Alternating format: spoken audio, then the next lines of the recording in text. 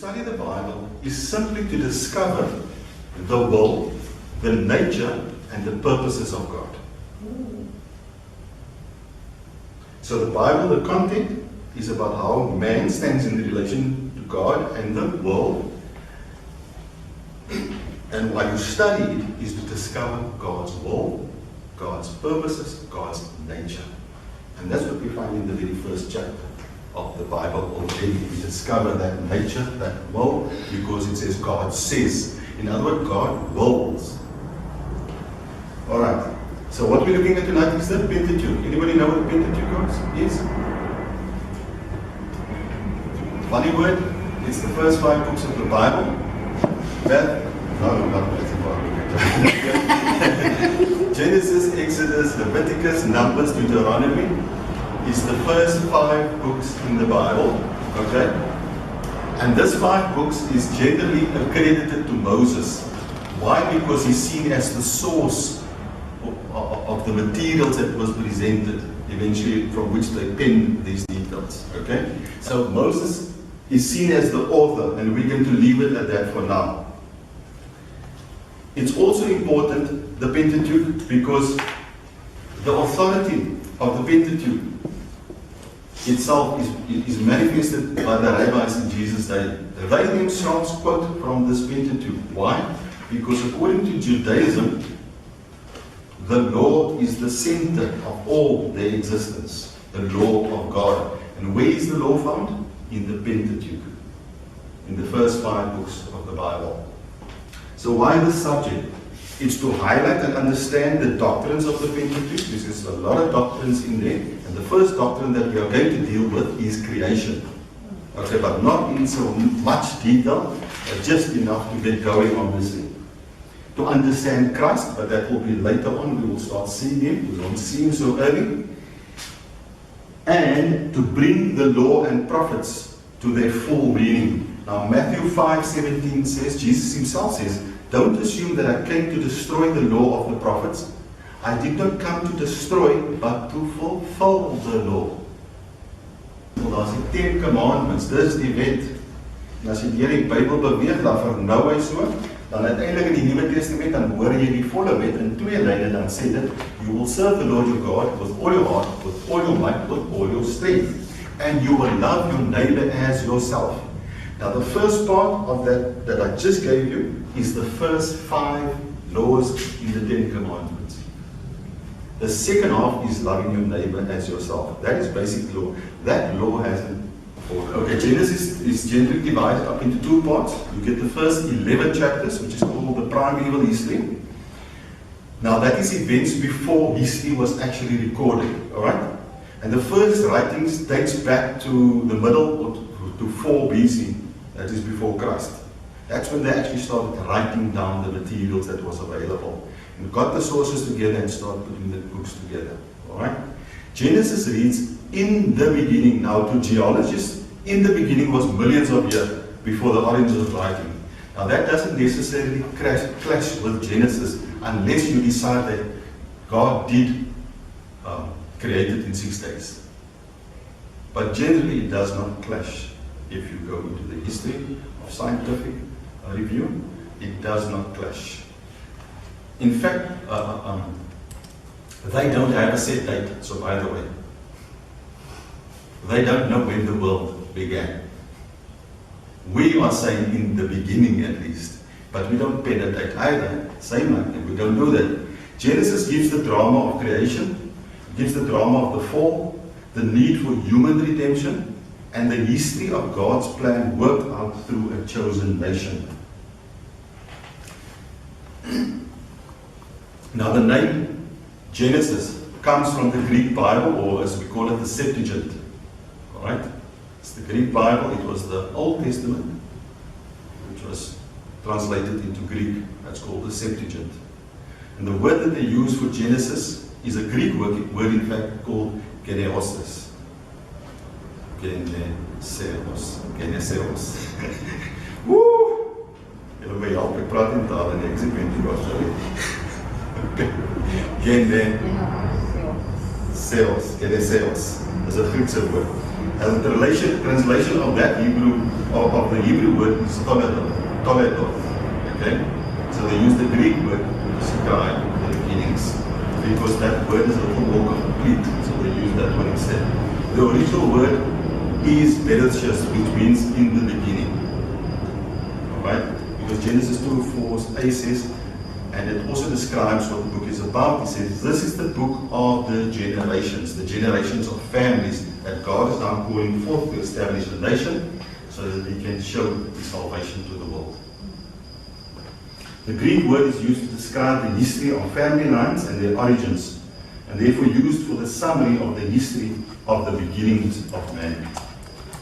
Now the primary history, which is in chapters 1 to 11, covers an incomprehensible period of time. We can't measure it, alright? Geologists don't even know. They say, at this moment in time, they are saying 6 billion years ago. A decade or so ago, it was 5, now it's 6 million. That's how old the world is. But the purpose of Genesis is not to give a historical or a scientific account of creation. The purpose and meaning of man's life, that is what we are going to talk about. The source, the origin, the material world, and God. That is the focus of the writer here. And the introduction to a chosen people, whose God is going to call forth, to take his name, and lift his banner up, and say, this is the God who created you, and wants to call you back to himself. Then in chapters 12 to 50, you have, we call them patriarchs. Now beginning with Abraham, they only have 4 generations now. Abraham had a lot of sons, but they don't delve into their histories. They only look at those particular 4.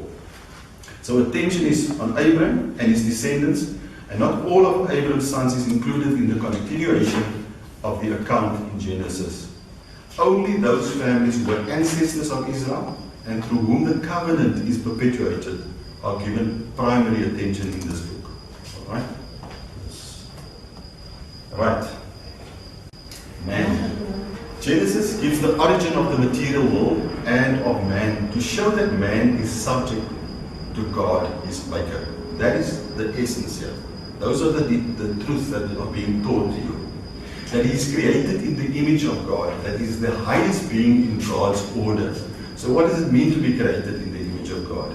It means that he was given dignity of intelligence and a degree of authority.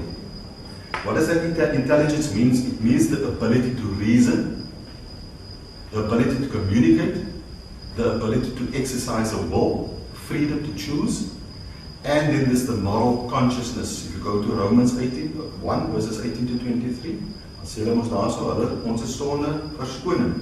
We are without excuse because we have a moral consciousness, because God has displayed himself, he's displayed his communicable attributes to the world. So there's no excuse. He's also given a second thing, which is authority. He's given authority to rule over the animals and the earth. In other words, he's given dominion over the natural world.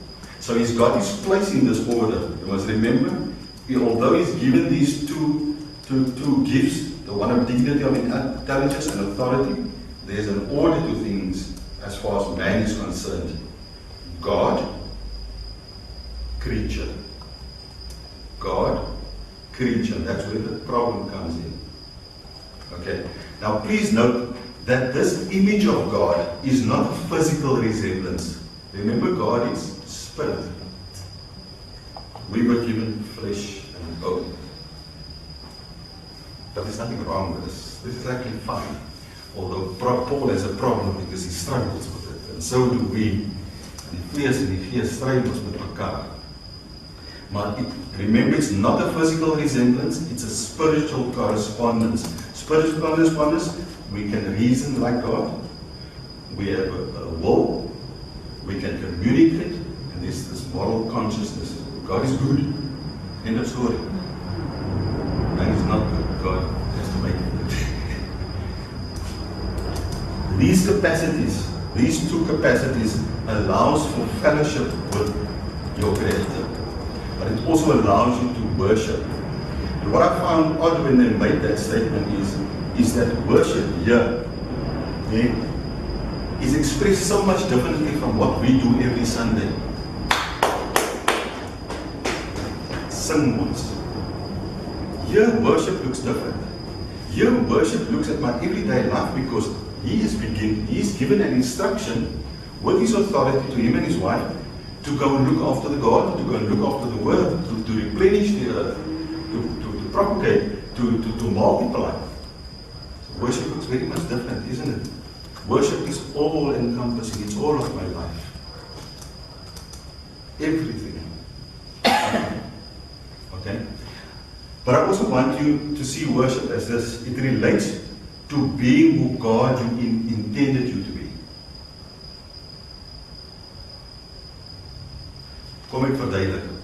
In Isaiah 1, the nation there's a big problem in Isaiah 1. The nation is off the rails.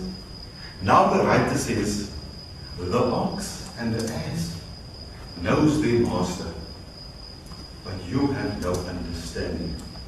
And what he means by that is that, but besides the ox and the ass that he calls as witnesses, he says before that I call on the heavens.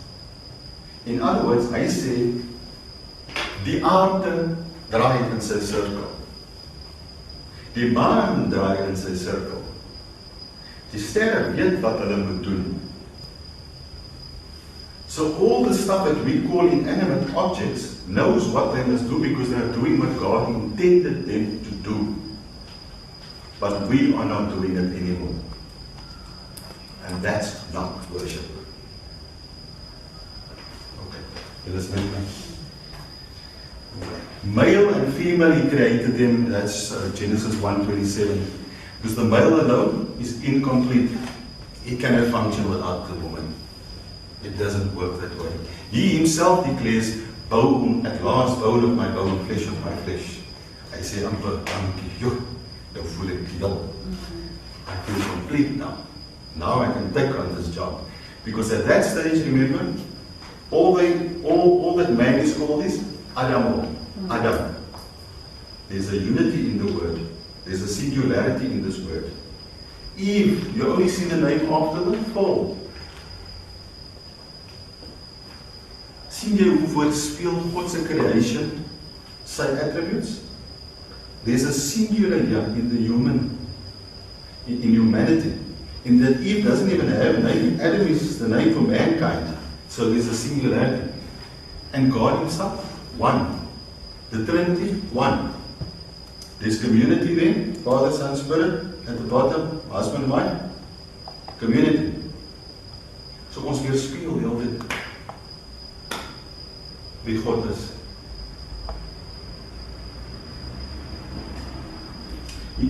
Male alone are incomplete without the female to accomplish the purpose for which he was created. They share equally in the image of God. There's the ability to propagate and to multiply.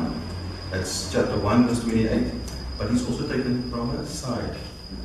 And therefore the declaration, at last, bone of my bone, and flesh of my flesh. Both man and animals had plants for food, so by all vegetarians at the beginning. Now, here's something very, very key in the first chapter. Chapter 1, verse 11, verse 18, verse 21, verse 25. It's in all of those verses after he creates, then it says, and God saw that it was good. So each part had to fit in somewhere. However, in verse 31, it says, God saw that it was very good. And it seems to me that the writer is trying to tell me now everything is complete. Now everything is ordered. Everything is perfect. So that imperfection only follows after the fall. Prior to that, perfect, ordered, complete. God saw that it was very good. And this okay, we'll get to that later. And then on the seventh day, what does he do? He rests. He gives the Sabbath as a reminder to the creaturely man that he is dependent on God. Always. On that day, he takes a rest. And he gives back to God. And that day he worships. And they snake off. But he worships all week too. It's just on that specific day he cuts himself from everything. cuts himself from everything. It's not that he was not worshipping. He was busy worshipping as the week went by. It's just that it came to after his fullness during that week, where he cut himself off for a specific time, for this whole day, to be in communion with God. However, is used for altogether different purpose. When he decides to abuse his freedom of choice and tries to exalt himself to the level of God, or so he was led to believe. I want to be independent. Ek wil my eie ding doen. Ek weet van beter. Want die slang het vir my gesê, ek gaan meer weet. Dit wat ek nou weet is nie genoeg nie. Ek kan meer weet en dit gaan my blijkbaar help om op dieselfde vlak te kom waar jy staan. Dis die woorde van Satan. So, what he does is he says, I think I will follow this path. And so he exalts himself. However, instead he discovers that his disobedience, otherwise also known as that his independence, otherwise known as disobedience or sin, has severe consequences, namely physical and spiritual death. Now see, that's it. Stickers. That is just pure revolt. That is pure rebellion. That is, in other words, or another way to express rebellion is an attitude to God. It's no longer like this. Staan belangs jou. Ek wil dieselfde wees as jou. It's like, what is the one science, I can't get to the name now. One of the religions has believed that actually, finally, when we part from this world, that we will all be gods. We'll all have our own planets. Scientology. Yes, Scientology. We'll all have our own planets, and we will all rule our own planets. So man has never stopped trying to exalt himself. Never. If you go and view the different religions, a lot of them actually tell you, what's the one, nirvana, when you read different stages of completion. You just get better and better and better up to the stage where you're actually a god. So man has never stopped doing that. That's why chapter 1 and chapter 2 of the Bible, to me, and the last 3 chapters of the Bible, is the most important. They tell you how heaven or hell works. Actually. Because remember, you're in your father's house right at the beginning. Soos die seun die verlore seun, en sy pa se huis, alles is goed. There's nothing wrong there. It's like your child. You're giving them the perfect home. And then one day they're just walking and say, Daddy, Mommy, I want to leave. I don't think I want this anymore. And actually, they're still being prepared for life and they're not ready yet. That's what you have here. That's heaven. And then the child says to you, I don't want heaven. This, you might think it's heaven. I think you want to. Jy wil terughou. Ek kan nie maak en doen soos ek wil nie. I don't need that. That's the opposite of heaven. When you rebel against authority, which is the husband or wife, who has to live out the gifts given by God, the intelligent authority to teach and raise the child under the auspices of God, and to guide them to be able to live a life that is worthy of the name Christian. They're doing exactly the same action. They're mimicking what is happening in chapter 1 here. Chapter 1 to chapter 3. And that's why if you understand chapter 1 to chapter 3, and the last chapters in the Bible, you'll have a good understanding actually of the whole Bible. Because that's why I told you at the beginning that the Bible is essentially about the relationship of man in relation to the creation and in relation to God. Alright. In spite of man's rebellion, the Creator continues to love man and makes known to him a way of salvation. And here I found something interesting. When God created you, chapter 1 verse 26 of Genesis, it says let.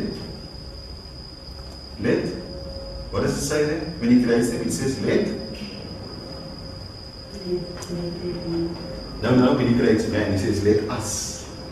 For the first time we see something about the plural form of the word Elohim. Okay? For the first time we see something plural about it. Now, For it's the Father, Son, Spirit coming together to consult about something very special and unique that they are now going to make it.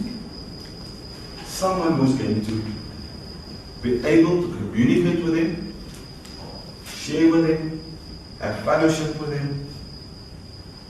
They're going to make someone very special, that is you and me. And then we fall by the way. Then I found in Isaiah chapter 6 verse 8, where Isaiah it says, and I saw the glory of the Lord and his strength filled the temple. You know that piece?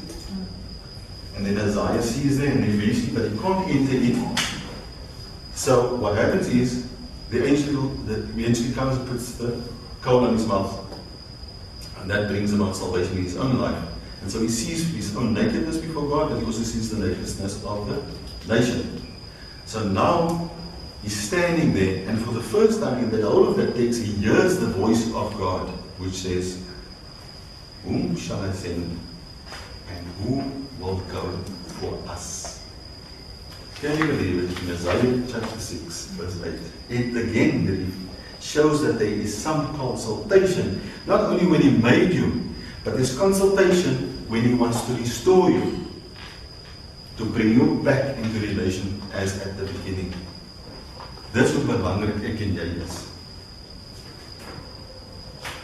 This salvation was revealed to Adam and his descendants and was expressed in terms of the covenant, which provided for a restored relationship between a merciful God and sinful man. Okay, so we move now on to the creation of the world. Like I say, I'm putting pieces together, so they will also be Makale. Only a few biblical scholars today believe that the writer in Genesis attempted to give a set date for creation. We can't find that in the text, or a specific period of time where we can actually go back and say, okay, it happened then maybe, or it happened then maybe. There is no evidence to actually say that. We should rather view it as a description of the relationship between God and his creation. And that's all that the writer is trying to do here. The verb bara in Hebrew means to bring formless matter into being. Now, in Hebrew, it's the word bara. In the Septuagint, you'll find the word ex nihilo. Ex nihilo, which means the same thing. Take something and make something. He created something out of nothing. Nothing existed except God, because it says, in the beginning, God. There's nothing else. In the beginning, God, it's very distinctive. There's no one standing alongside him. There's no other God standing there. So there's nothing you can measure him against. There's no peer there. There's only God. God, creature, God, creature.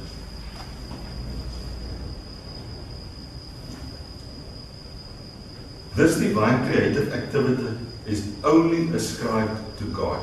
Okay? Now, matter is not, because God created matter, matter is not eternal. It was brought into existence by God. Matter is also not coexistent with God, but had a beginning. So I staan nie langs om jy is nie equal nie, what we call dualism. Like, what's it? Good and bad. We put them next to each other. If there's no good, then it simply means, or if there's darkness, they say, then it's just because there's no light, but darkness doesn't exist. There's only light. So you can nie twee langs mekaar sit nie. Hulle speel nie saam nie. Matter is not eternal, like I said, but it's brought in existence by God. Matter is not coexistent with God, but had a beginning. Now, here's important. And I want you to remember this. Matter, after it is created, is then shaped. So matter is given shape. Because in verse 2 says, the Spirit hovered over the face of the earth, and it was void. In other words, it was shapeless, it was formless, but matter existed. Because it says God created the heavens and the earth, and then it says the Spirit hovered over the matter. Now he gives form and shape. And here's the key truth that I want you to learn out of that. that without shape, there is no meaning. Otherwise, I can't call it a shirt. I can't call that a cardigan. Okay. So, I can't give it a name. When God brought the animals in Him and He named them, they had shape. And so based on the shape and whatever they look like, He gave them a name. So, without form or shape, there is no meaning. Same thing if you start a business. It has to start somewhere with an idea. You start taking shape, you start employing people, you start making money, and you employ more people, and it goes into a big concern. So it takes shape. But he started off with an idea. And just for interest's sake, what was God doing before He created the world? There's 8 creative acts that takes place. There's first of all the light that He creates. Now, please note, the light we are talking about in verses 3 to 5 is material light. So before the sun even exists, there's already material light, and that's important to note for you. The second thing that you see in verses 6 to 8 is the heavens. That's all in your book.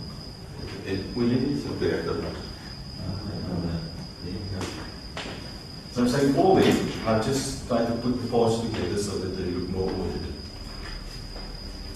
Then you have the separation of dry land from the waters, and you have the production of vegetation. Because it says there, in verses 9 to 13, and there was vegetation, there was plants, and these plants had seeds and they brought forth fruit. Now, normally, you would need light, like the sun, which helps plants to grow. You would need light. But the vegetation, as I know, voor daar lig is. En dit maak ons nou nie sin nie. Maar die argument is ook in die boek outside. After the separation of dry land from waters and the production of vegetation, you have what we call the bodies of light. Now, instead of what we call material light or matter, you now have light bearers. Maar daar was al lig al. So, what is there is now given shape. There was bodies of lights to separate day and night. Son, maan, sterre. And there's also the designation of calendar days giving light upon the earth, and then also your seasons, obviously. Summer, winter, autumn, spring. In verses 14 to 19. Verses 20 to 23, you have the birds and the fish. And then in verses 24 to 31, you have the animals and man. Now, there's a reason why we cannot accept the day as given in Genesis 2:4 as a 24-hour period. And it's precisely because he says concerning the sun, it was not created until the 4th day. This idea was actually posited by what Archbishop Usher in the middle past centuries terug, when he took the history of the kings, and he took the history of the patriarchs, and he worked backwards, and he said, okay, possibly the earth was created, and then he also said the earth was created in 6 days, and it was created in 4004 BC.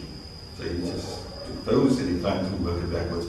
But it's very difficult to do that, to try and actually work out an historical account in such a book. There is history within the book, there's a historical framework for that the writer works with, because he gives you days, so he puts it in an order so that he creates a historical framework to explain something to you. However, it's not always historical, precisely as it happened. Okay, but it creates a historical framework, and that's altogether different. As julle nie verstaan nie, moet stop, en moet sê, tydelik hoor.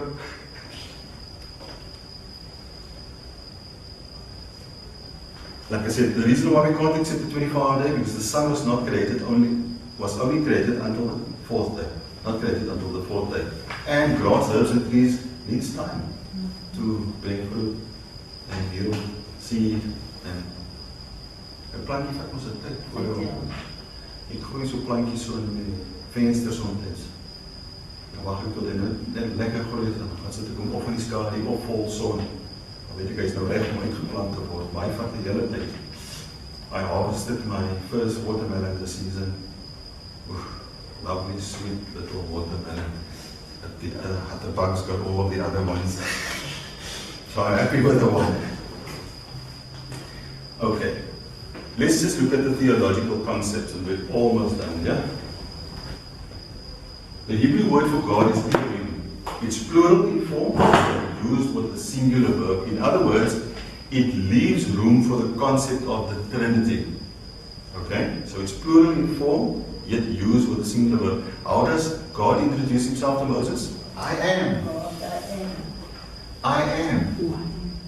And in the Hebrew world, the concept was, in what's it, Deuteronomy chapter 6, the Lord our God is what?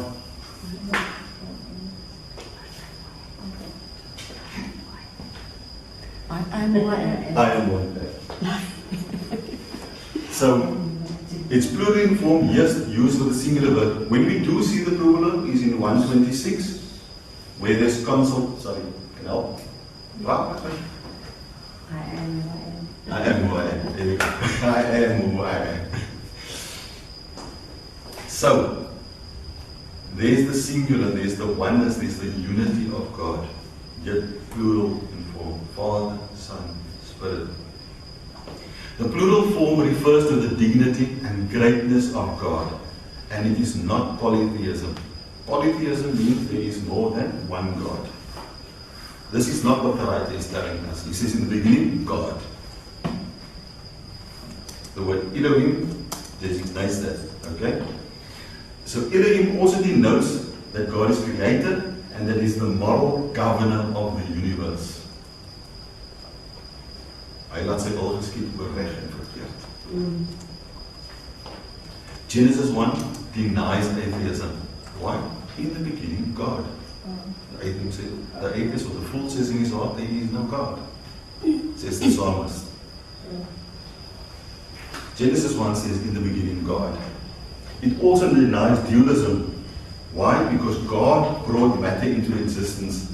As in the Babylonian story, matter existed and the gods existed at the same time. So the gods didn't bring matter into existence. They both existed at the same time. So hulle staan eintlik langs mekaar. In this story, it says God.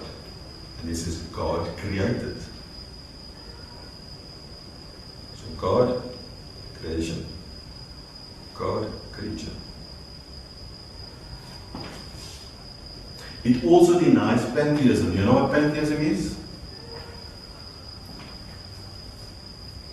It means God is in this table.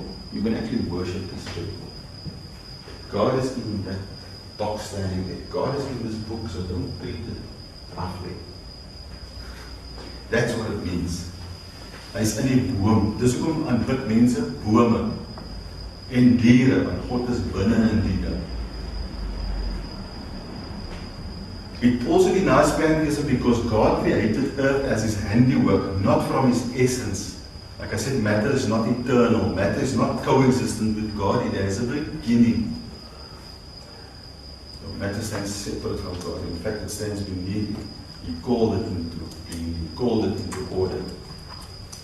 Genesis 1 sets forth God's oneness, priority. It sets forth his self-existence. It sets forth his intelligence. And it also sets forth his purpose or will for this world. God has no equal. God has no measure. God has no peer. None. I was to combine to the prayer. Then there's the additional name in Genesis 2:4, which is Yahweh. So we have Elohim, and then we have Yahweh. And this is denoted by the 4 Hebrew words as YHWH. This name was so sacred that the Hebrews or the Jewish people didn't even want to mention it. So what they did was, instead of using the term Yahweh, they gave God another name called Adonai, Lord. And it was substituted for the word Yahweh. So when they read from the word, instead of saying Yahweh, they would say Adonai. Now, please note, Yahweh stresses the relationship between God and man in his loving kindness. It stresses stresses that relationship is acts of mercy towards us. It also stresses the relationship between God and man in the condescension and revelation to mankind. How did he condescend? He became human. He took, he didn't think.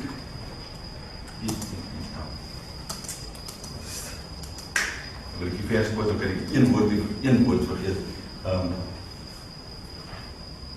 He didn't consider humiliating to take on human form.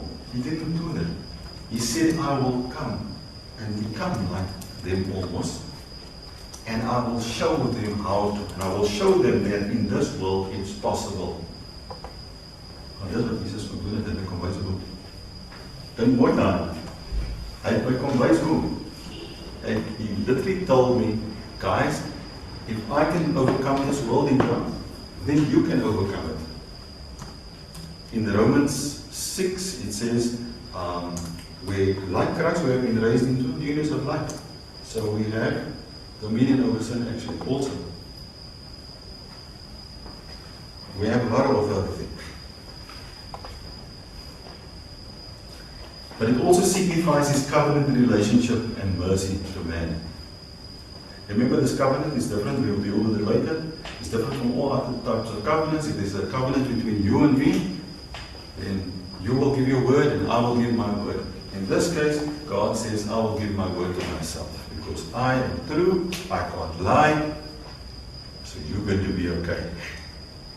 Because I'm good. Elohim emphasizes his creative power, it emphasizes his justice, and it also emphasizes his rulership. And I think as I explained those words, you can also see there the similarities between what we have and what God has given us, which we are not using. This beautiful attributes that is given us when he said, I will make you in my image. We're not really using it.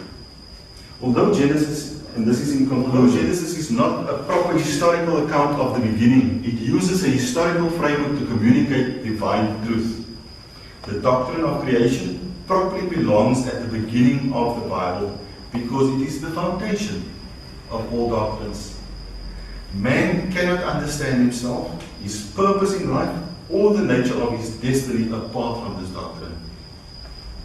He must know that God created the heavens and the earth, and God created him for a purpose, for a reason. He must understand that he was made in the image of God, that he has communicable attributes, that God gave him some of them in order for him to have fellowship with God. But he also has to understand how he stands in relationship to this world that God gave him dominion over, and that he has to look after and care for. Neglect of this doctrine has resulted in man's utter confusion and misdirection in life. So in conclusion, without shape or form, there is no meaning.